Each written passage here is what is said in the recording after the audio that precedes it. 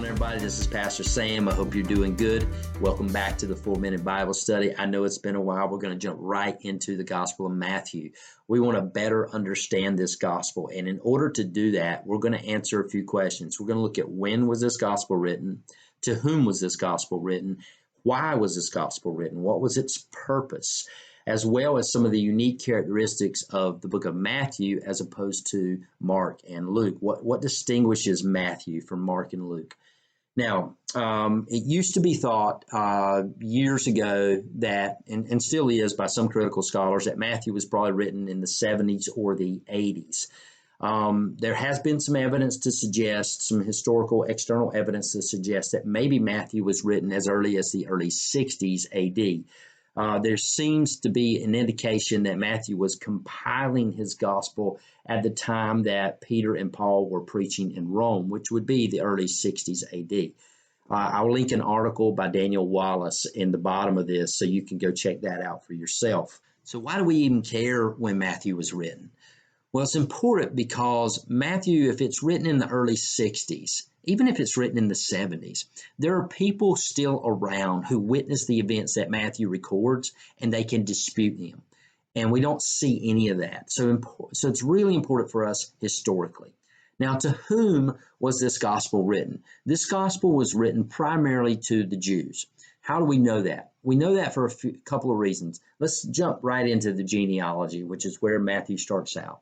It starts with Abraham, the first Jew, not Adam, the first man, but Abraham, the first Jew. And the line runs through David, Israel's greatest king. In addition, we find that Matthew quotes the Old Testament on a number of occasions, probably more than any other gospel writer, to prove that Jesus is who he said he is. He actually relies, it seems like, more on Old Testament prophets or prophecies than he does miracles and things like that. Also, if you look in Matthew chapters 5 through 7, what you see there is kind of like a manifesto. And if Jesus is the promised Messiah, he is the long-awaited king of Israel, so to speak. He's the one that's going to come and set things right.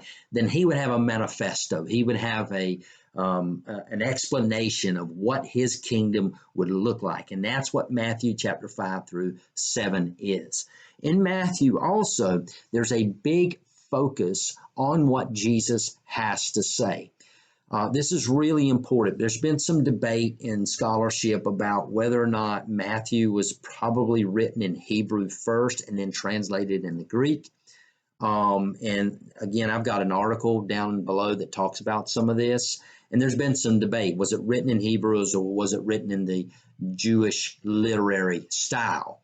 I have no idea. I tend to think that maybe Matthew either recorded what Jesus had to say, because if you look in Matthew, you find in Matthew more than any other gospel long passages where Jesus talks, okay?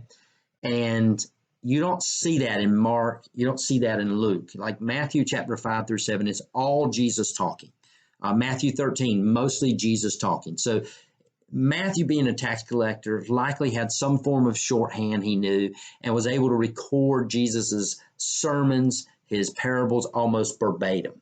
So it's likely that he did record what Jesus had to say either in Hebrew or Aramaic, and then later on, as he compiled his gospel, maybe using Mark as a reference, he compiled it, he translated it into Greek.